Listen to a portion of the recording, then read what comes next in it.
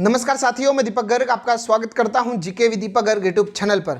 तो हम मेवाड़ का इतिहास पढ़ रहे थे और पिछली कक्षा में हमने राणा लाखा तक मेवाड़ का इतिहास पढ़ लिया था।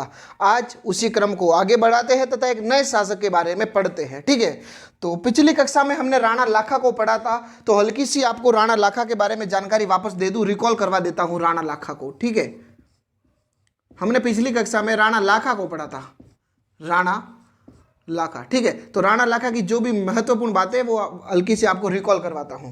राणा लाखा के शासनकाल में जावर में चांदी की खान निकली थी, मैंने आपको बताया था। ठीक है, राणा लाखा के शासनकाल में पिचोला झील का निर्माण हुआ। ठीक है, राणा लाखा के दरबार में जोटिंग भट्ट और धनेश्वर भट्ट नामक विद्वान थे। कौन? एक का नाम था जोटिंग भट्ट और एक का नाम था धनेश्वर भट्ट। ठीक है, जोटिंग भट्ट को पीपली गांव दान में दिया था, धनेश्वर भट्ट को पंच देवालय गांव दान में दिया था।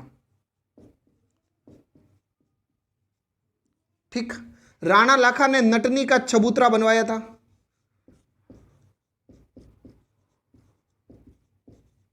ठीक है, अब ये क्यों बनवाया था, आप डिटेल में यदि समझना चाहते हैं तो आप हमारी पुरानी कक्षा देख सकते हो, जो भी जस्ट इसके पिछली कक्षा है उसमें मैंने राणा लाखा को कवर किया, उसमें पूरी तरीके से बताया है, पूरी एक एक चीज की डिटेल दी है। ठीक है, यहां तो मैं हल्का सा आपको रिकॉल करवा रहा हूं बस। ठीक है, राणा लाखा का जो राणा लाखा का विवाह हुआ था बूंदी के चौहानों के साथ, और बूंदी के चौहानों की रानी थी, इस कारण उसे हाड़ी रानी कहा गया। ठीक, तो राणा लाखा की पत्नी का नाम क्या था?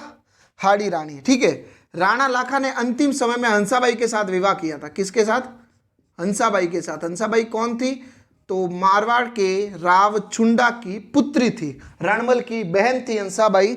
राणा लाखा का अंतिम विवाह हंसाबाई के साथ हुआ था। ठीक, राणा लाखा के पुत्र का नाम था कुंवर चुंडा, ये ध्यान रखना आप। ठीक है, राणा लाखा के पुत्र का नाम था कुंवर चुंडा, और कुंवर चुंडा ने अपने पिता की खुशी के लिए मेवाड़ राज्य को त्याग कर दिया था। मेवाड़ के राज सिंहासन पर ये नहीं बैठा, दूसरों को बिठाया था। ठीक है, अब ये क्यों बैठाया था पिछली कक्षा में आप देख सकते हो। ठीक है, तो अब जब ये मेवाड़ की राज सिंहासन पर नहीं बैठा तो राणा लाखा ने कुंवर चुंडा को बहुत सारी सुविधाएं दी थी। वो सुविधाएं इस प्रकार थी कि सलुम्बर का जो ठिकाना है, सलुम्बर का ठिकाना सलुम्बर के चुंडावतों के पास रहेगा, चुंडावतों के पास रहेगा। ठीक है, सलुम्बरों के चुंडावतों को रावत जी कहा जाएगा। ठीक है, सलुम्बर के चुंडावत मेवाड़ के महाराणाओं की तलवार बांधेंगे। ठीक है, सलुम्बर के चुंडावत हरावल सेना का नेतृत्व करेंगे। ठीक है, सलुम्बर के जो चुंडावत है वो मेवाड़ में पट्टे जारी करने का इनको अधिकार होगा। ठीक, ये जो सारी बातें थी हमने राणा लाखा की पढ़ी थी, और अंतिम समय में मैंने बताया था कि राणा लाखा के और हंसाबाई के एक पुत्र हुआ जिसका हमने नाम दिया मोकल। इसका नामकरण जो है हमने कल करवा दिया था, मोकल। तो आज हम जिस शासक को पढ़ने जा रहे हैं उनका नाम है राणा मोकल। ठीक, ये जो ब्रीफ जानकारी थी, हालांकि इनमें बहुत अन्य जानकारी थी, लेकिन यदि छोटी सी जानकारी कहे कि हल्के से आपको रिकॉल करना है तो आप ये चीजें याद कर सकते हो। ठीक है, हम जाते हैं, आगे बढ़ते हैं, और आज जिस शासक को पढ़ेंगे उनका नाम है राणा मोकल।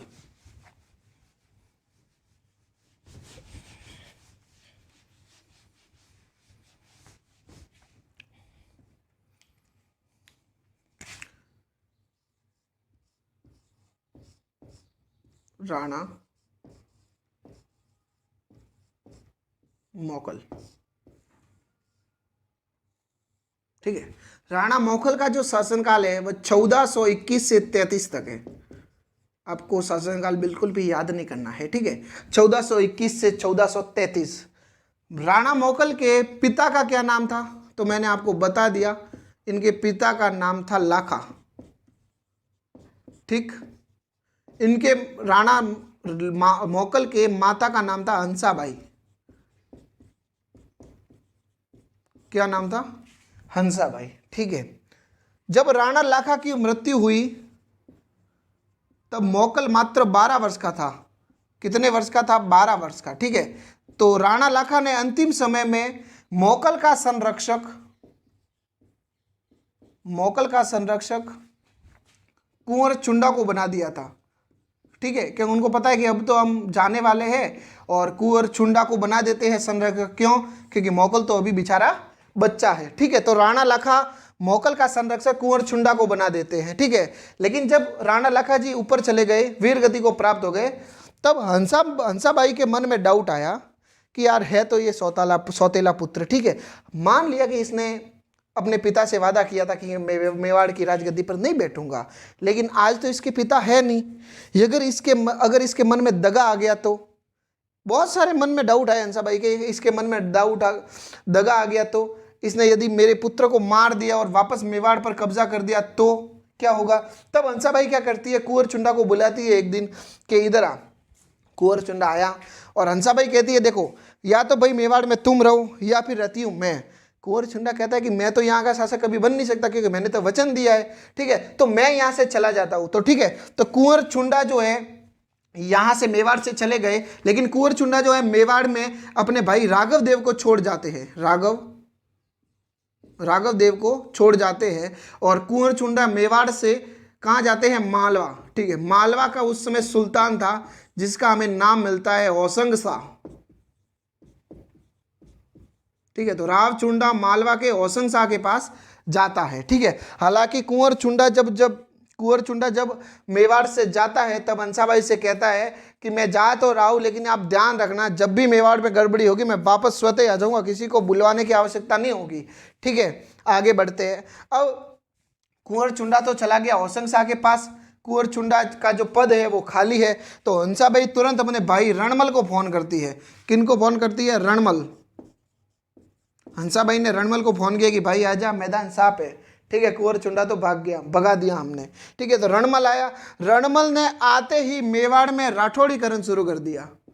क्या शुरू कर दिया, राठौड़ीकरण। व्हाट इज द राठौड़ीकरण, आपके मन में डाउट होना चाहिए कि राठौड़ीकरण किसे कहते हैं। राठौड़ीकरण का मतलब यह हुआ कि बड़े बड़े पद पर जो भी सिसोदिया सरदार थे उनको हटाया, राठौड़ों को लगाया, ठीक है, इसे कहते हैं राठौड़ीकरण। अब जिसकी नौकरी जाएगी उसके मन में तो असंतोष फैलेगा, तो इससे सिसोदिया सरदारों के मध्य असंतोष फैल गया, सरदारों के मध्य असंतोष फैल गया,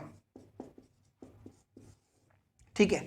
आगे बढ़ते हैं। इसी समय रणमल जो है अपनी पैतृक जगह मारवाड़ के मंडोर पर आक्रमण करता है। कहाँ पर आक्रमण करता है, मारवाड़ के मंडोर पर, अपनी पैतृक जगह पर आक्रमण करता है रणमल। अब यदि जिसका भी दिमाग खुला है, उसके मन में डाउट होना चाहिए कि सर रुको, कोई आदमी अपनी पैतृक जगह पर आक्रमण क्यों करेगा, पहला पॉइंट। दूसरा सवाल उनके मन में यह आना चाहिए कि सर रणमल राव चुंडा का बड़ा पुत्र था, तो ये तो मारवाड़ का शासक होना चाहिए था, ये यहां क्या कर रहा है। और मान लिया कि ये यहां है तो मारवाड़ का कौन संभाल रहा है भाई, ठीक है। तो आपके मन में ये दो डाउट आने चाहिए। हालांकि इन डाउट को मैं क्लियर करता हूं, लेकिन इन डाउटों को क्लियर मारवाड़ के इतिहास में किया जाता है, लेकिन आज मैं आपको इतना तो बता दूंगा कि जिससे आपके मन में एक स्ट्रक्चर बन जाए, ठीक है। तो देखो मैं आपको बताता हूं, मारवाड़ का जो शासक है, ठीक है, देखो मारवाड़ का शासक था, मैंने आपको बताया राव चुंडा। मारवाड़ का शासक कौन था, राव चुंडा, ठीक है। राव चुंडा के बड़े पुत्र का नाम था रणमल।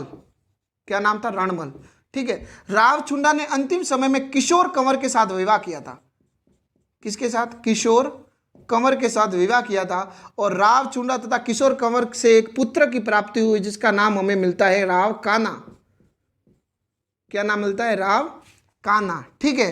तो राव चुंडा बुढ़ापे में सटिया गए थे, किशोर कंवर के प्यार मोहब्बत के चक्कर में आ गए और अपना उत्तराधिकारी जो है काना को बना दिया। लेकिन अधिकार किसका था, रणमल। चूंकि ज्येष्ठ पुत्र अपना उत्तराधिकारी बनता है पिता का, और रणमल था ज्येष्ठ पुत्र, बड़ा पुत्र रणमल था, लेकिन राव चुंडा ने किशोर कंवर के प्यार मोहब्बत के चक्कर में आकर काना को बना दिया उत्तराधिकारी, ठीक है। तो रणमल बेचारा फिर अब काना शासक बन गया, उसके बाद तब रणमल रह के क्या करेगा, तो रणमल आ गया अपनी बहन के पास। अब बहन के पास आगे पूरा मेवाड़ इसके हाथों में आ गया, इसने राठौड़ीकरण शुरू कर दिया, इसके पास सेना आ गई।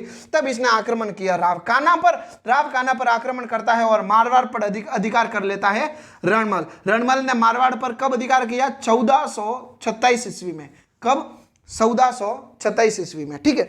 अब मैं आपको चीज बताता हूं, देखो कोई आदमी कितना दोगला हो सकता है, आप इस बात की कल्पना रणमल से कर सकते हो। अब आप पूछेंगे ऐसा क्यों, देखो ये वही रणमल है जब हंसाबाई का विवाह राणा लाखा के साथ करवाता है, तब यह शर्त रखता है कि आपका छोटा पुत्र मेवाड़ का नया शासक बनेगा। ये वही रणमल है, जब इसके पिता ने यही रूल फॉलो किया तब इसको तकलीफ हुई। इसके घर में भी यही हुआ कि इसका छोटा भाई था कान्हा, दूसरी माँ का एक छोटा पुत्र था कान्हा, तो कान्हा को शासक बनाया रावचुंडा ने, जबकि बड़ा पुत्र ये था।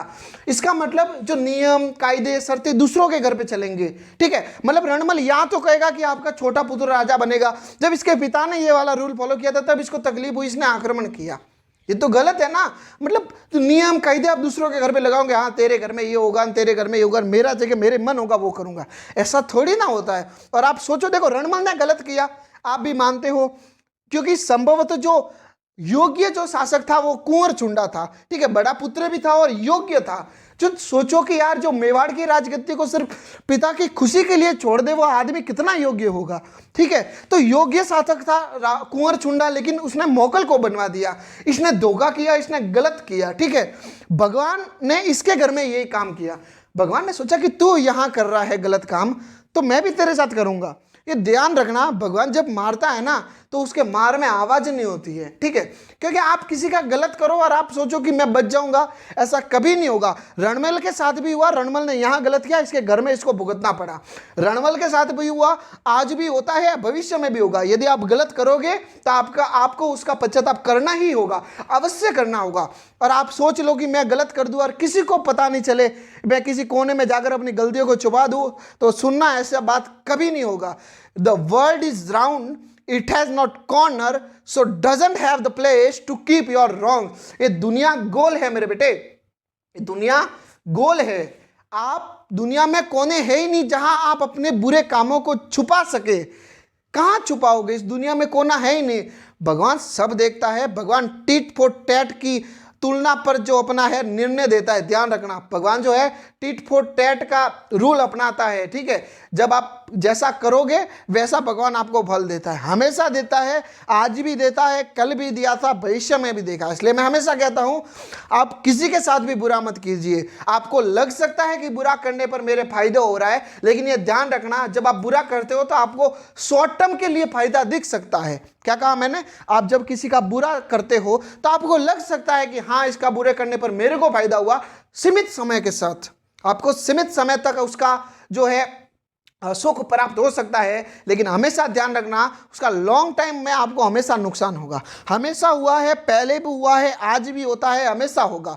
आप एक उदाहरण बता दो कि जिसने किसी के साथ गलत किया और उसके साथ पूरे भविष्य में अच्छा हुआ। कभी नहीं होता है सर। शॉर्ट टर्म के लिए मान लिया कि वो सुख प्राप्ति कर लेगा, लेकिन लॉन्ग टर्म में उसके साथ हमेशा बुरा होगा, ठीक है। और यदि आप सोचो, मैं हमेशा कहता हूं आप जानबूझकर तो कभी चलो गलती नहीं करोगे, आपको लगता है कि उसको पता नहीं है लेकिन उसका नुकसान हो रहा है, तब भी आप उसका भागीदार मत बनो, ठीक है। मैं आपको एक कहानी सुनाता हूं। मैं 2-4 दिन पहले मेरे गाँव गया था, ठीक है, और गांव गया, वहां से मैंने कुछ सामान लिया, तो एक छोटी बच्ची थी, ठीक है, मेरे कंधे जितनी, तो उसने मुझे एक्स्ट्रा पैसे दे दिए। हालांकि बहुत कम देने थे, उसने बहुत सारे एक्स्ट्रा पैसे दे दिए।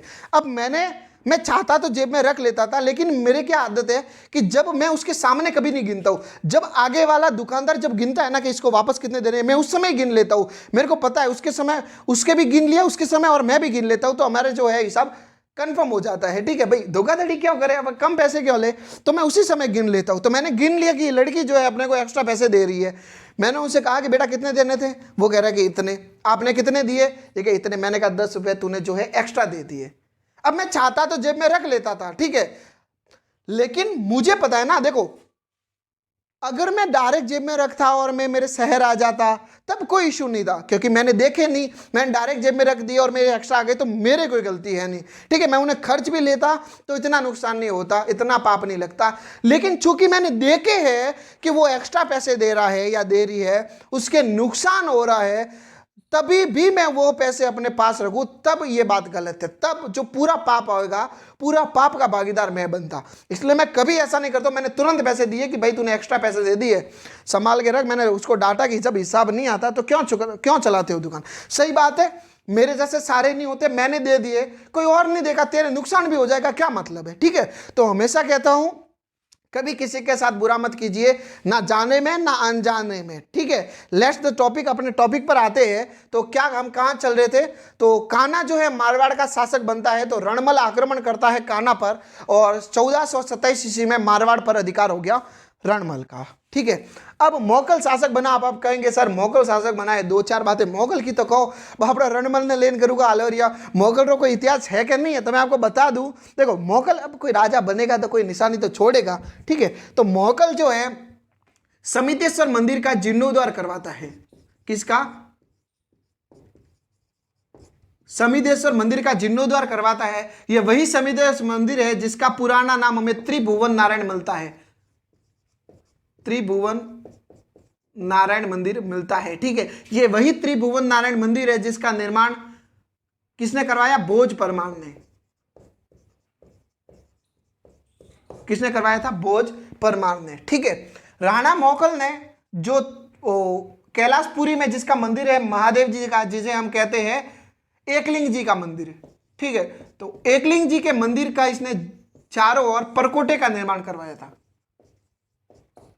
किसका निर्माण करवाया था? परकोटे का निर्माण करवाया था, ठीक है। मोगल के शासनकाल में डूंगरपुर में 1433 ईस्वी में अहमदाबाद के शासक अहमद शाह, ठीक है।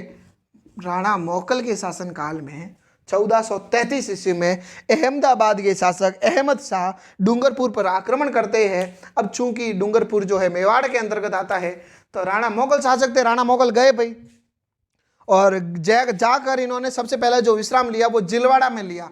मोगल ने कहाँ लिया? जिलवाड़ा राजसमंद, ठीक है।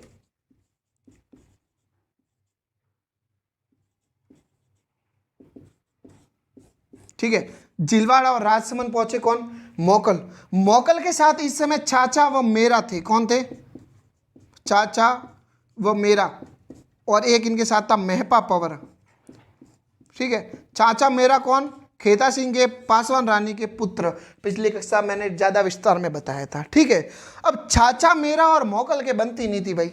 अब सर आप पूछेंगे क्यों नहीं बनती थी, तो इसके पीछे कहानी आती है कि चाचा मेरा और राणा मोगल जो है एक दिन कहीं शिकार करने जाते हैं, ठीक है।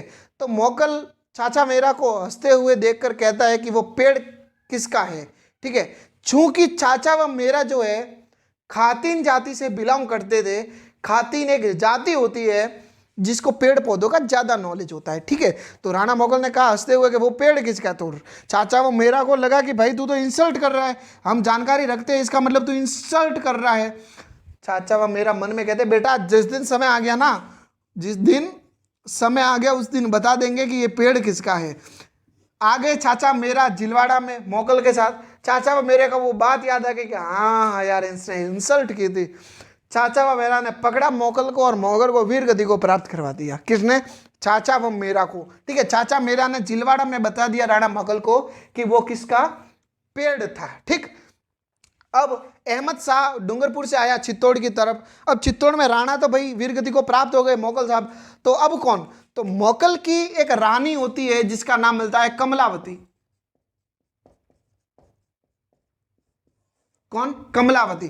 कमलावती मात्र 500 सैनिकों के साथ, कमलावती मात्र 500 सैनिकों के साथ अहमद शाह का मुकाबला करती है। हालांकि वो मुकाबले पर ज्यादा देर नहीं टिक पाती है और अंतिम समय में जल्दी चिता पर कूदकर सती हो जाती है। कौन?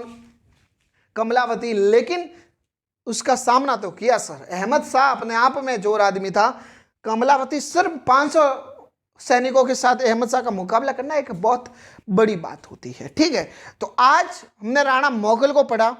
राणा मोगल की जो समस्त जानकारी है हमने डिटेल में ली, ठीक है। इससे अलावा एक्स्ट्रा आपको ना पढ़ने की आवश्यकता है ना पहली बात आपको कहीं मिलेगा, ठीक। तो मिलते हैं नेक्स्ट कक्षा में। हम नेक्स्ट कक्षा में राणा कुंभा को पढ़ेंगे, बहुत डिटेल में पढ़ेंगे, ठीक है। और बहुत इंपॉर्टेंट शासक है मेवाड़ के, ठीक है। तो आगे बढ़ते हैं, हम कल मिलेंगे आपको नए टॉपिक के साथ। मिलते हैं नेक्स्ट वीडियो में, तब तक के लिए धन्यवाद।